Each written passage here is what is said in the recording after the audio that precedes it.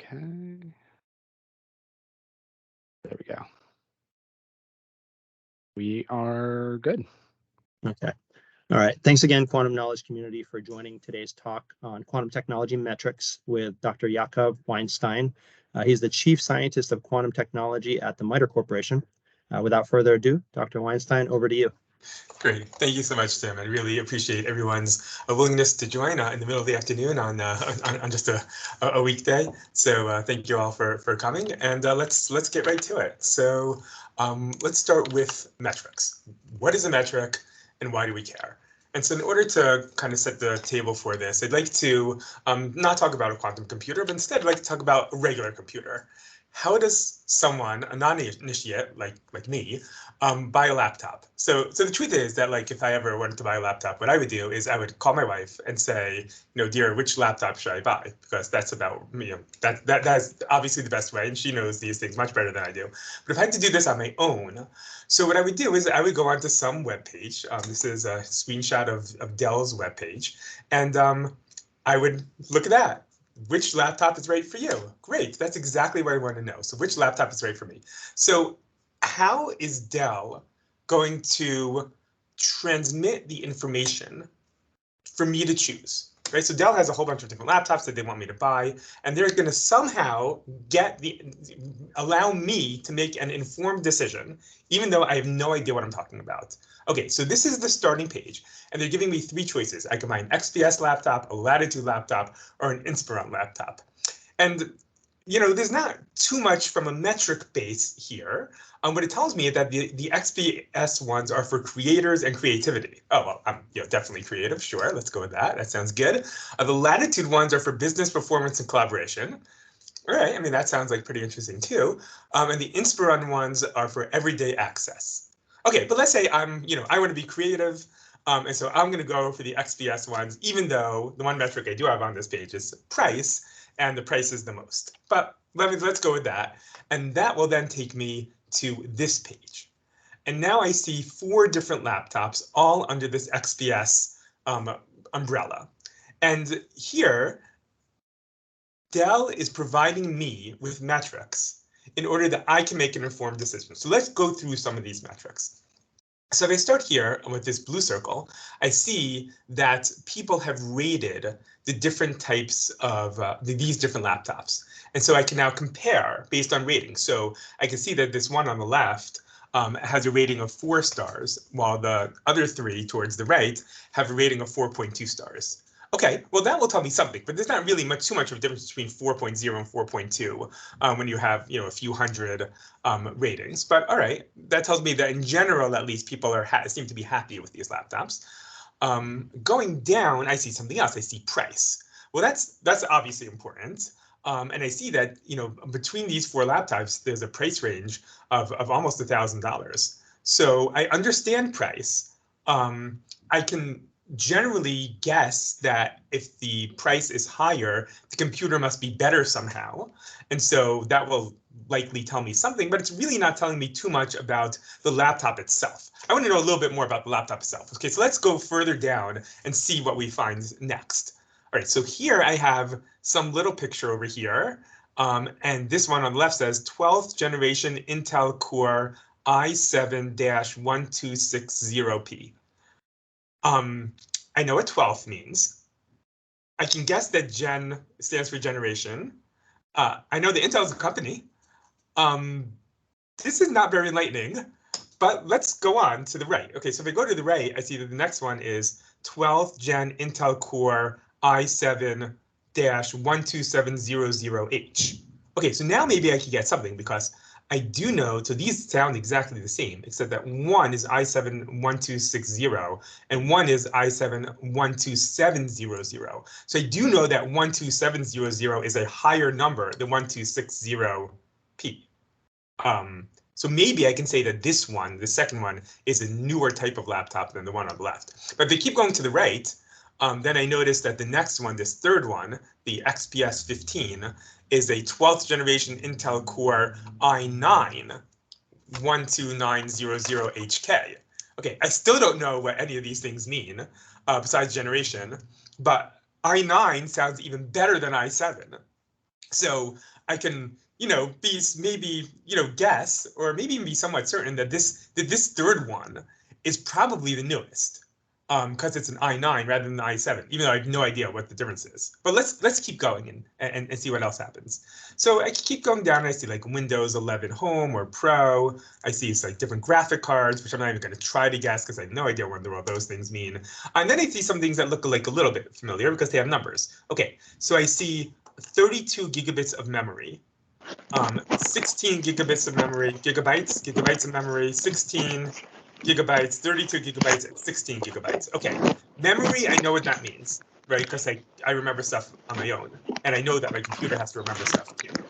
And I do know that 32 is higher than 16. And so therefore I can like safely say that the ones with 32 gigabytes of memory have more memory than the ones with 16 gigabytes of memory, even though I'm not really sure like practically how many documents that might store. I have no idea, but still, okay, 32, that's good. That's a good metric. If I go down one more, I see something else. I see 512 gigabytes SSD. Okay, I don't know what SSD stands for, but 512 gigabytes, that sounds like a high number. And if I keep going to the right, I see that one of these has like 1 terabyte, which is even higher than 512 gigabytes.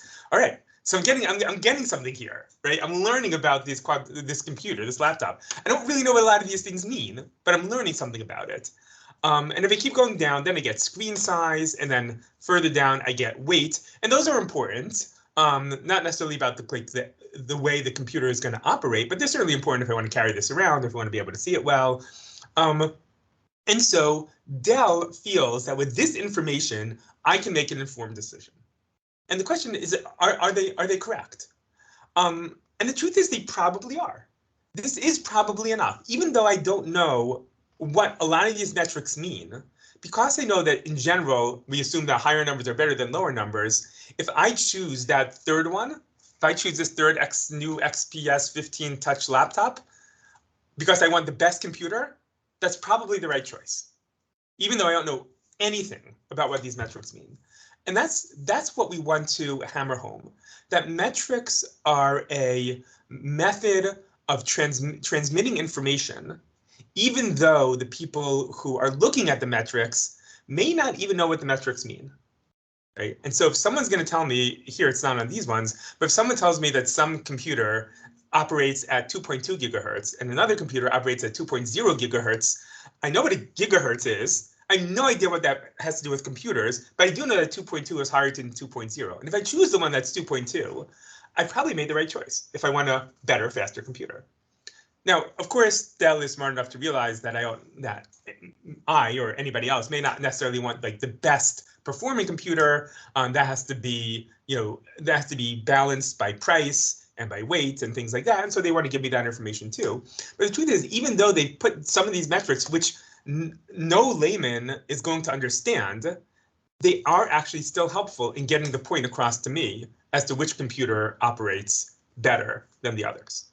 And so that's what we'd like to do similarly for quantum technologies. Okay, we as an industry, as a community, as an ecosystem, want to be able to transmit that information even to the non-initiate.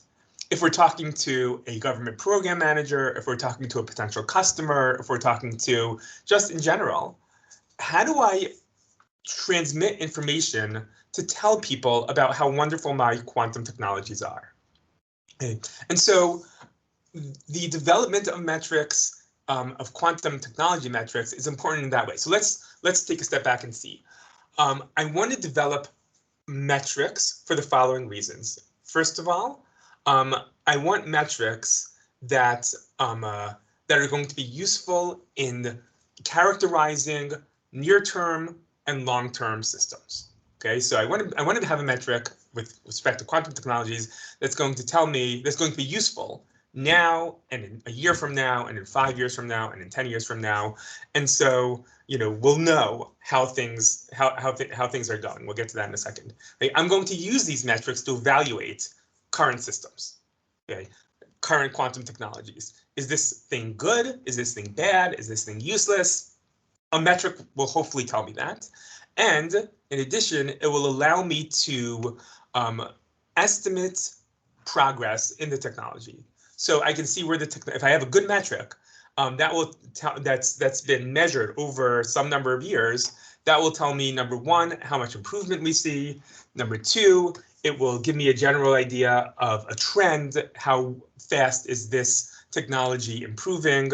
And it will allow me to, again, without knowing the details of the system themselves, it'll allow me to make educated decisions for things like how I spend my valuable dollars. Okay, and so that's what we want. We'd like to have a metric that allows us, that enables us to perform cost-benefit analysis, to compare different quantum technologies. Right, so if you see there on the right, on the top right, there's an IBM system. On the bottom right, there's a system from Xanadu. How do I know which one to buy? How do I know which one to operate in whatever problem it is that I have on? And so a metric or metrics are going to tell me. I want to be able to use my metrics to qualitatively track progress, and then also to anticipate long-term disruptions that quantum technologies may create for various sectors of our ecosphere. And so that's our objective here, right? Create or construct metrics relevant for quantum technologies in order to be able to accomplish all of these things. Okay, so it's important to differentiate between a metric and a benchmark. Okay, a metric is a number. The metric is going to characterize something about my quantum systems. In this case here, I was writing for a quantum computer. I'm going to use that number to compare a device to other devices. In order to measure the metric, I'm going to use a benchmark. Okay, so the benchmark is the procedure that I'm going to do to test my quantum device, and the output of that test will be my metric. Okay, so if we go back to our conventional computers and we think about things like LINPACK and other ways that other benchmarks that are used to test the accuracy and how well a computer operates. So the LINPACK is my benchmark, and then the output of LINPACK, which is going to be some number, is going to be my metric. Okay, so I need the benchmarks in order for characterization, and then from those benchmarks, from operating with those benchmarks, I will get a metric, which I can then use to determine which systems may be better than other systems and things of that sort. Okay, the ability to formulate metrics has to be a collaborative process. We need people who are manufacturing quantum devices to report metrics. We need people who are examining the viability and, let's say, the goodness of quantum devices to buy into those metrics, right? We need, from the beginning to the end, all potential users, all players in the quantum ecosphere to work together to come up with metrics that everybody agrees to. And so this is not something that industry can do alone, or government can do alone, or academia can do alone. We really need a partnership, as ones engendered by ACT-IAC, to work together to come up with benchmarks and metrics that will be useful to one and all. So let's talk about the metrics themselves. What makes a metric a good metric? So we saw some metrics with our Dell laptops. What makes certain metrics good? So issue number one, or question number one, is it universal?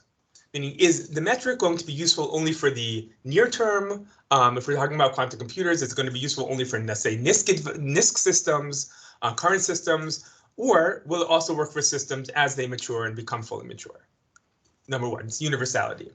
Number two, is the metric easy to compute, or is it easy to verify, right? Because an industry player may go to, let's say, a government program manager or a customer and say, let's say, quantum computer is 10.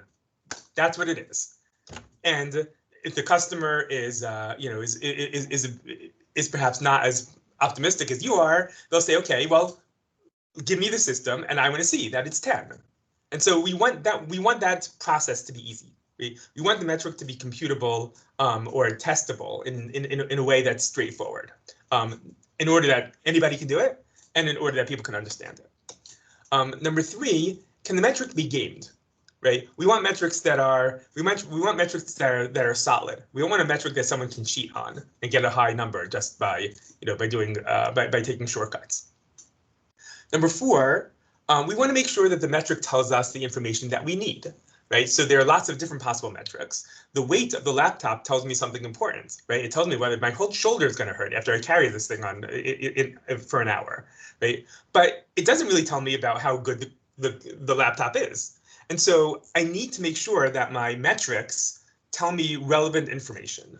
And what we'd like in a general sense is a metric or maybe a couple of metrics that give us a broad overview of the performance of our quantum devices.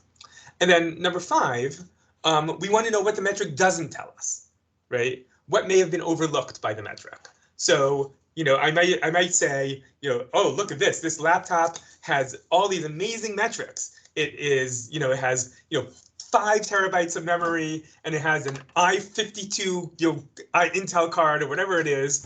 And then, I might just leave out the fact that it weighs 20 pounds. That's not good either. Okay, so I mean, for a laptop, it's not good. What does the metric tell me? That's the previous one. And what does the metric not tell me?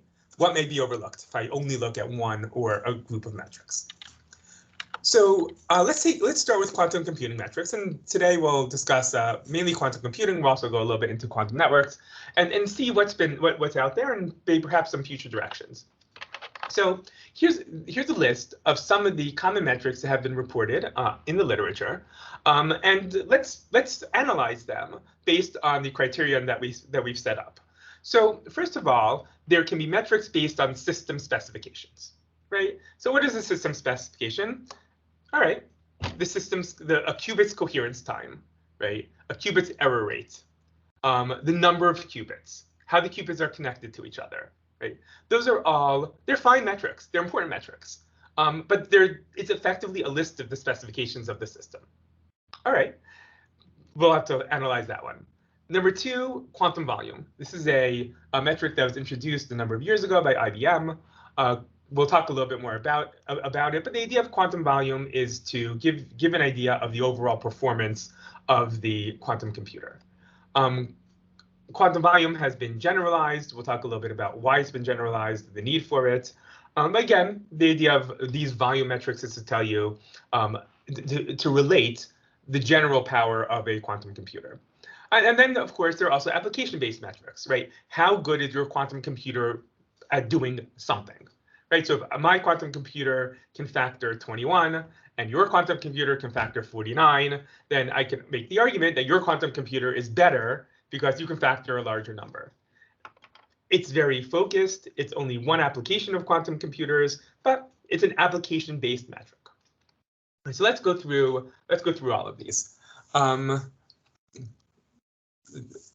Okay, so we're going to talk about quantum. We're going to go on about quantum value, Brian. So, all right. So let's start with system specs. So here on the right, we have a figure from this paper in Nature from Google's quantum computer, and in this particular figure, they have given us the readout error of a qubit in the state 0.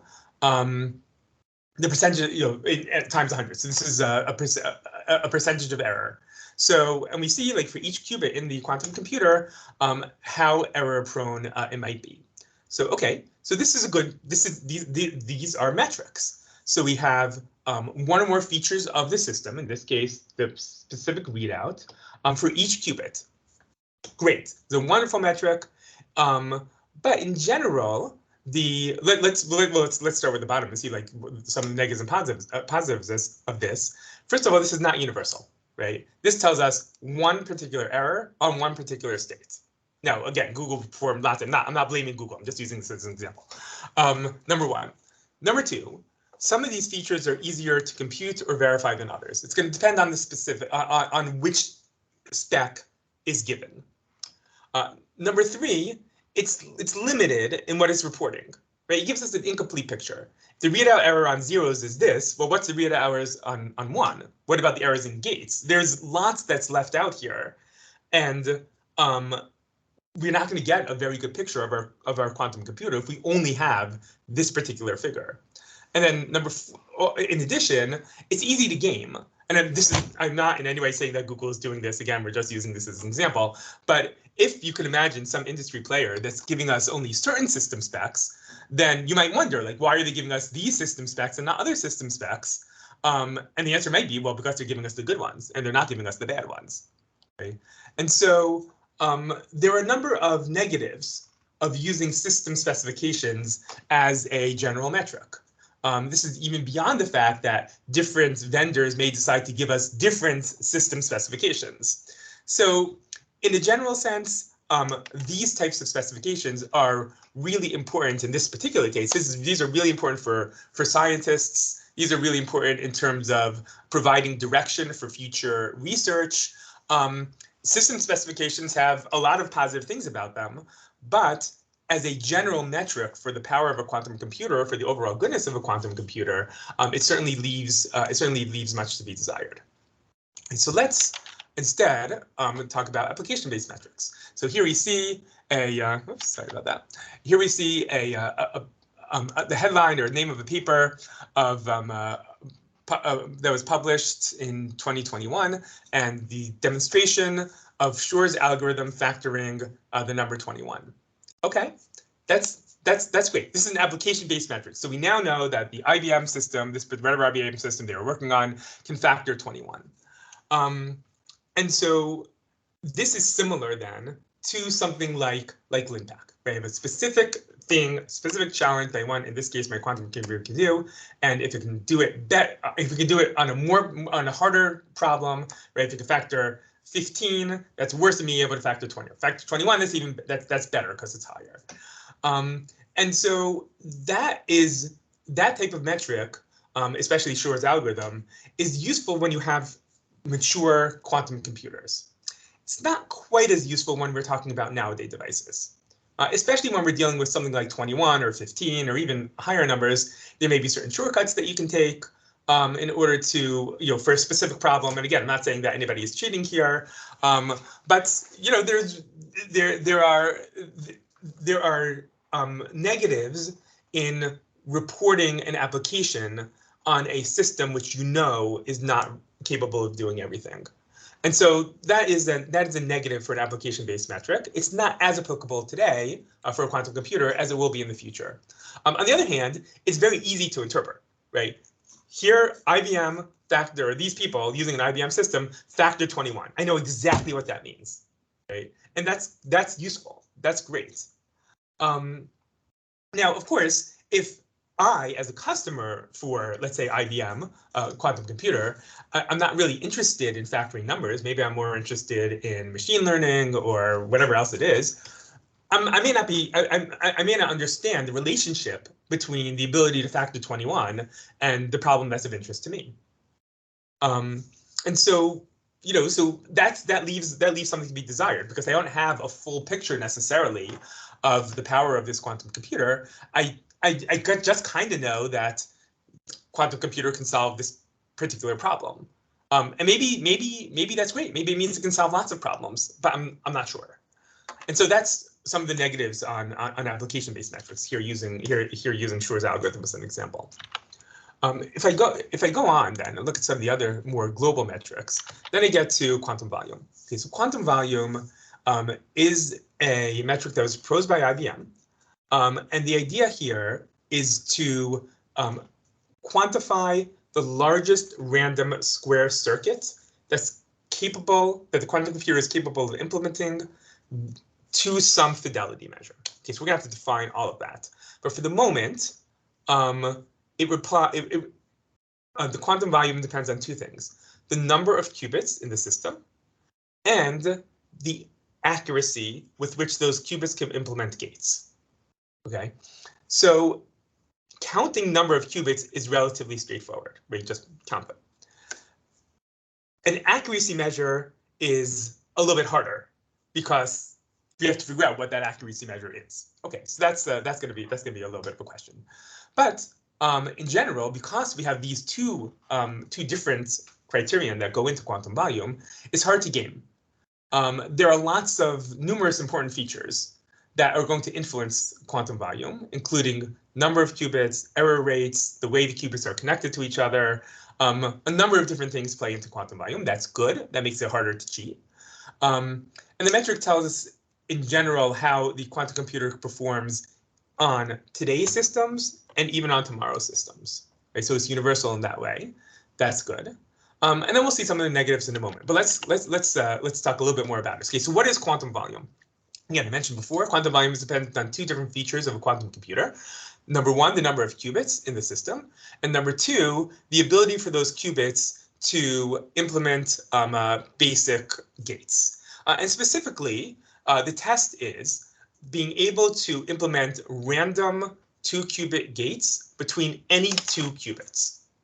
Okay, that's what we're trying to do. And so we're going to do lots of those types of gates and see how many we can do in a row before the computer shuts down, before error becomes, let's say, catastrophic.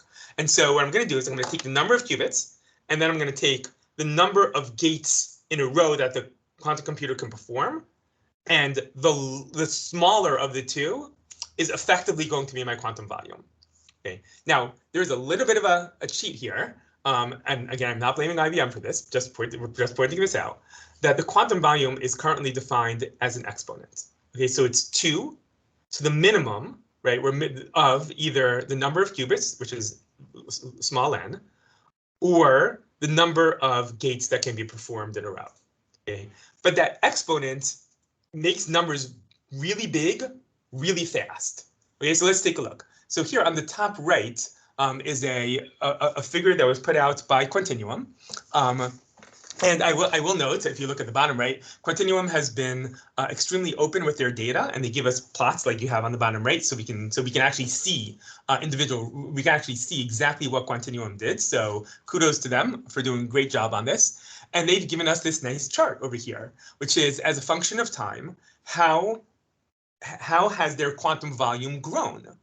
And so we can see that in, let's say October 2020, the Quantinuum had a their best system, the Quantinuum H1-1, had a quantum volume of 128. And now in 2023, they've reached a quantum volume of 32,768. And look, they make this nice plot. So this is great, right? So they have a metric. They've been able to quantify that metric as a function of time, and now they have this nice fit, so they can figure out where they're going in the future.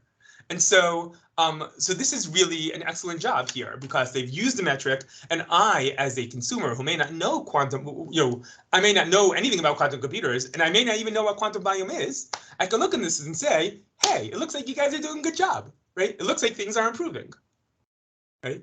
Now, there is a bit of a negative here, and this is not Quantinuum's fault. Again, with this exponent. So Quantinuum now has properly noted that they have a quantum volume with 5 digits. That's good. 5 digits is a lot, and they can say, and they've said, and someone could correct me if I'm wrong, but they've said that they're going. Oh, well, it's right here on the chart. They want to be able to multiply their quantum volume by a factor of 10 every year, and that's great.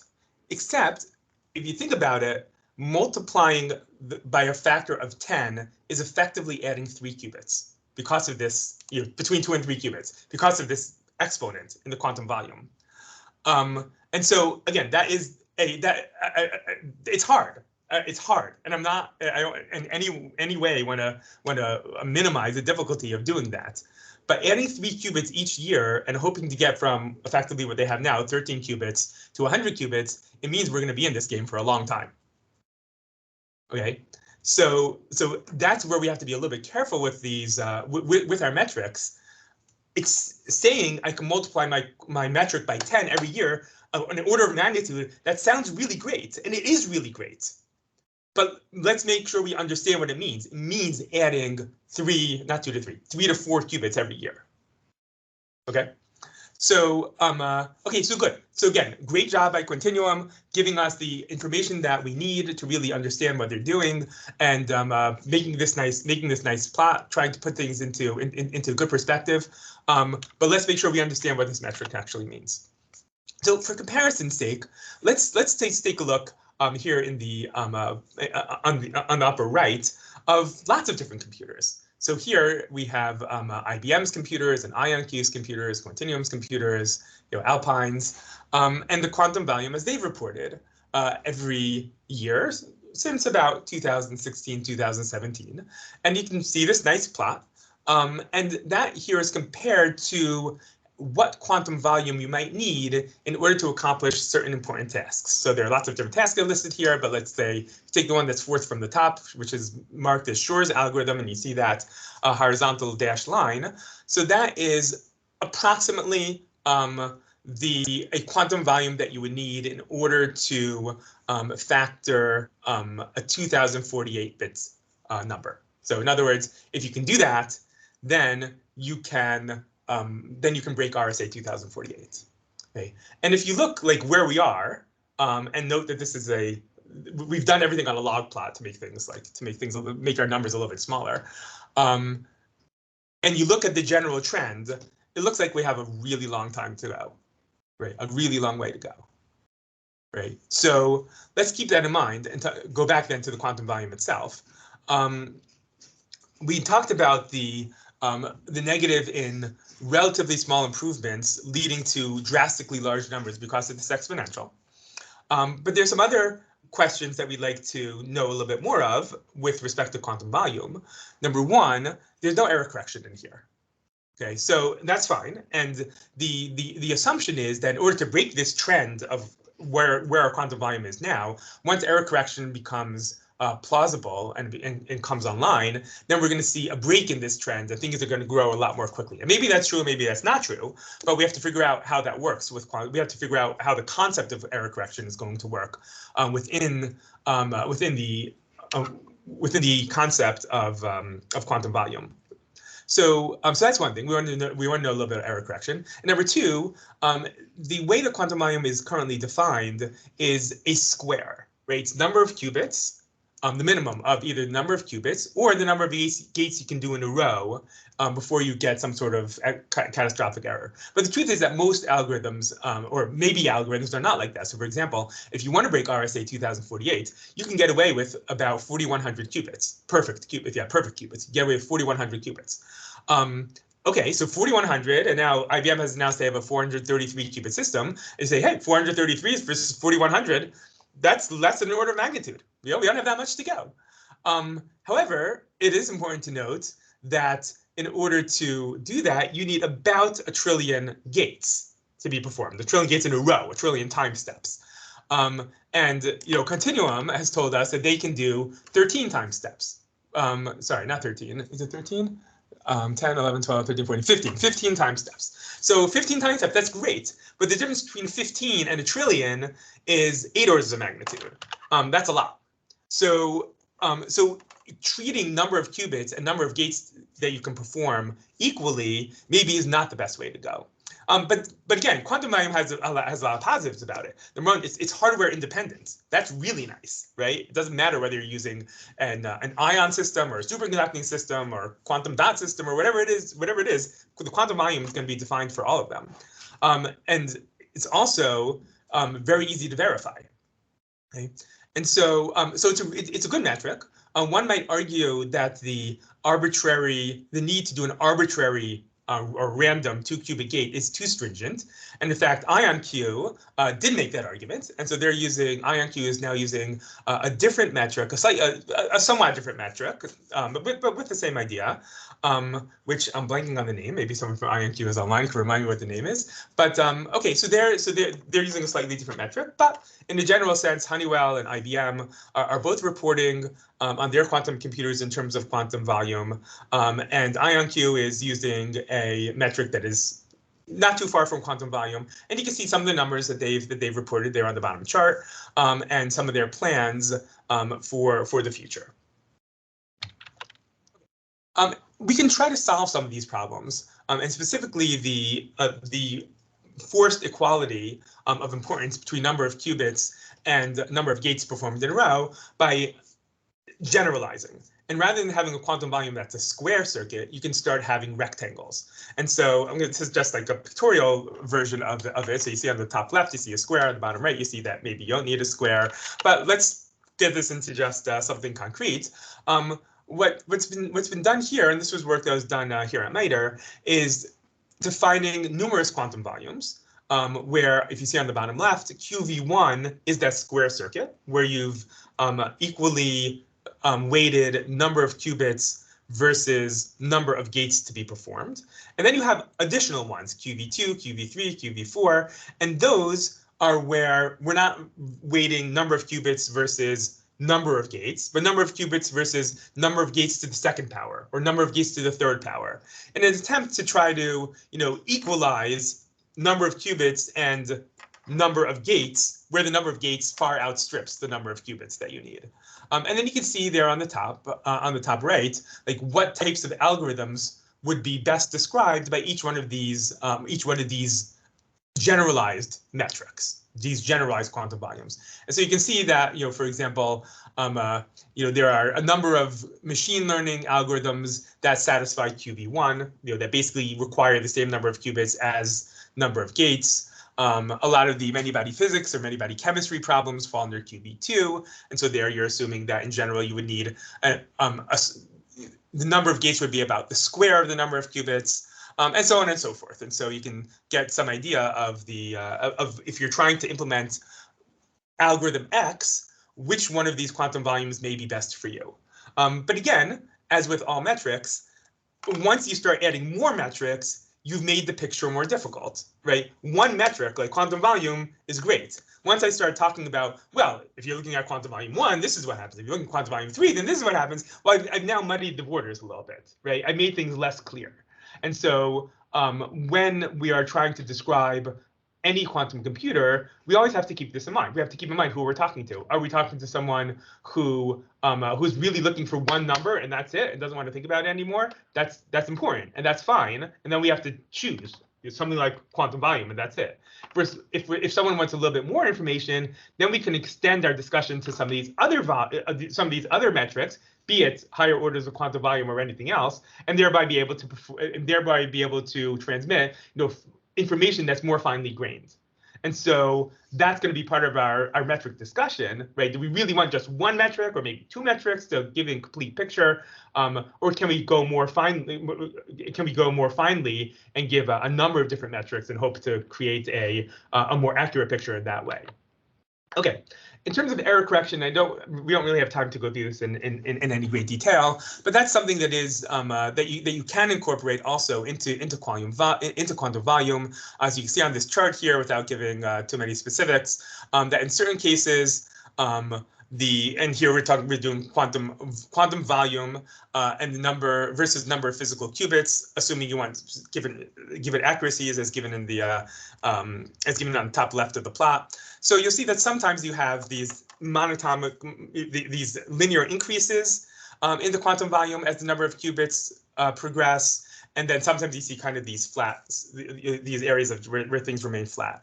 And that is to differentiate between cases in which you need additional qubits for concatenation to make your qubits, to make your error correction higher order, versus do you just need your qubits to be better, right? Do you need them to be more accurate? Okay, so there's a lot more that needs to be thought about and analyzed when it comes to importing error correction into this quantum volume metric. But this is something that is done, and that can be done. And as quantum error correction comes more and more online, we've seen only like the beginning of this.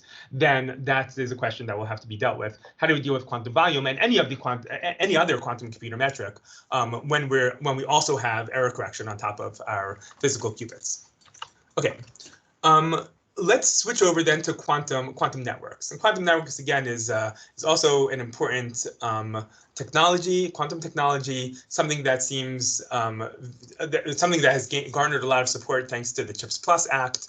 And a number of years ago, this figure on the left was published by, I think it was Stephanie Werner, her group, that gave stages for a quantum network. And so you can see stage 1, stage 2, going from bottom to top. And what they have here on the right side, on the left side, is the stage, right? What they're calling it. And on the right side is applications that a quantum network can achieve if we are at that stage. And so we see, for example, stage one is basically quantum key distribution networks, where the very first stage, there's not even any entanglement that's being created or shared. And then as you get to stages 3 and 4, you add the ability to create entanglements and quantum memories. And when you get to stage 5 and stage 6, so then you build in fault tolerance, you start putting quantum computers on your nodes, and you have what's popularly called the quantum internet. And so this is a very nice way of looking towards the future, or future milestones of quantum networks.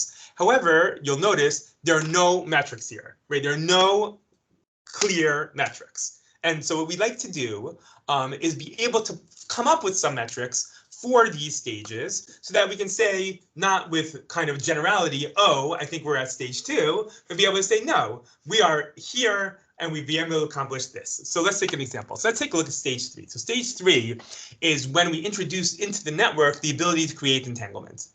Okay, so that already raises some possible metrics. Okay, good. So stage 2, we couldn't create entanglement. Stage 3, we can create entanglement. How much entanglement can create? Like, can we do 1 entangled pair every second? Can we do 1,000 pairs every second? Can we do 1 billion pairs every second? And by the way, how good is that entanglement, right? I need some sort of fidelity measure. Is it really are these 2 qubits really perfectly entangled, like 100%? That would be great, but it's probably not realistic. Is my entanglement over, let's say, 90%? I need to know the topology of my nodes, right? The topology of the network, because if node 1 and node 7 need to share entanglement for the protocol that I'm trying to implement, but node 1 and node 7 don't talk to each other, well, I kind of need to know that, because I need to know what my path is to get from node 1 to node 7. So what is my topology? How much does this cost? Like, what sort of resources do I need? Am I talking about, if I'm creating entangled photons using spontaneous parametric down conversion, let's say, so I have a laser and I have some nonlinear crystal. Well, how big of a laser do I need? How much does that laser cost? How many? And then again, back to how many entangled pairs am I actually getting out of this? How much noise is there? All those are important metrics that, again, are not defined on this figure on the left. Not that the figure on the left is not useful. It's very useful. But I want to start attaching numbers to this, right? And then those are technical metrics. I can also add capability metrics. What can I now do? Okay, maybe I can do device-independent quantum key distribution. Okay, great. That's not good enough. If you walk in, if you're a vendor or you're an industry partner, and you walk in and you tell me, Yaakov, I can do device-independent QKD. I'm gonna laugh at you because I don't care. Like, I want to know, like, how well you can do it, right? What is your secret bit rate? What is your robustness against possible attacks? Those are the things I want to know. Okay? Give me numbers. And so that's where and so that's what we need to do. Again, with quantum computers, we need those metrics, and with quantum networks, we need those metrics. And same thing when we get to stage 4. So in stage 4, beyond just the ability to create entanglements, I can now store that entanglement, right? Because I have memories. Okay, great. Memories. I want some metrics for that memory. What is the lifetime? How long can I store it for? How many qubits or photons can I actually store in that memory? What's the fidelity of my storage? What's my switching speed? I want all these numbers before you tell me, it doesn't have to be me, but you tell somebody that you have a quantum memory. How good is that quantum memory? Right? Beyond the technical metrics and the capabilities metrics, some of which we've already spoken of, right? I have new capabilities because I now have storage. I can do teleportation, for example. Again, don't tell me you can do teleportation. I want to know how fast you can do teleportation. I want to know what your fidelity of quantum teleportation is, right? So all of these are metrics that we want to build in to these nice milestones that are here on the left. And as we as a community grow and talk to each other and try to convince the non-initiate of the importance of what we're doing, the only way we're going to be able to do so is if we actually attach hard-nosed numbers to what we're talking about. And so just some further thoughts. The metrics and benchmarks, which we haven't talked about, provide us a common language for evaluating, again, quantum computers and quantum networks. We want even the non-initiate to understand something of the power of these quantum systems based on metrics. This is an effort that should be collaborative, and I think in general, is collaborative, but between academia, industry, government. We want our metrics to be, as we spoke about, hardware agnostic, to allow the identity of trends, and so on and so forth. And then we have the fact that things like error correction and additional capabilities are going to force us to re-examine our metrics and make sure they're properly updated, make sure our benchmarks are updated, make sure our metrics are speaking the language that we want them to speak. Wait, so I'm going to stop here for a moment and just give a quick overview of Quantum at MITRE because I'm very proud of it. MITRE is a corporation that runs FFRDC, so MITRE works for the federal government, for numerous sponsors in the federal government. And our 3 pillars of what we do in the quantum area is, number 1, to be recognized as a trusted source for the federal government. We're very fortunate, and I'm very proud of the fact that that we are able to work broadly within the federal government, and that people rely on us to help them make important decisions. Number 2, we want to be able to collaborate at MITRE. We at MITRE want to be able to collaborate with industry, the national labs, academia, to enhance quantum technologies. And that's important for us as a government contractor for a couple of reasons. Number 1, government has challenges that can be better addressed by certain quantum technologies. We want to see those come to fruition. And number 2, the government, of course, wants the general economic picture in the United States to improve and to grow, for there to be job creation and the like. And certainly, quantum technology is a way to achieve all of that. And then number 3, MITRE does its own internal research on different devices that we think can be especially supported by, especially helpful to governments to meet some of their challenges, and all of our research. We're happy to share with industry and with academia. We're happy to collaborate with them. Again, our goal is really to push these technologies forward in a way that's of use for the government and for the public in general. It's a quick recognition of everybody on the team here. MITRE's quantum team is divided into 2 groups. We have the quantum technology group led by Brandon Rodenberg, and we have a number of experts in quantum optics, AMO. We have our quantum algorithms expert, and vCenters, and some of the areas of expertise and capabilities that group brings. And then we have the quantum sensing group, which is headed by Dr. Mani Marlowe, and they're doing some great experiments with Rydberg atoms, with NV centers and with superconducting sensors. So we have a great team, and really everything that I've spoken about and all of our success is attributable to them. So thank you very much for your attention, and of course I'm happy to take any questions. Okay, so I think I missed a couple, so I apologize that I did, because it's a bit hard for me.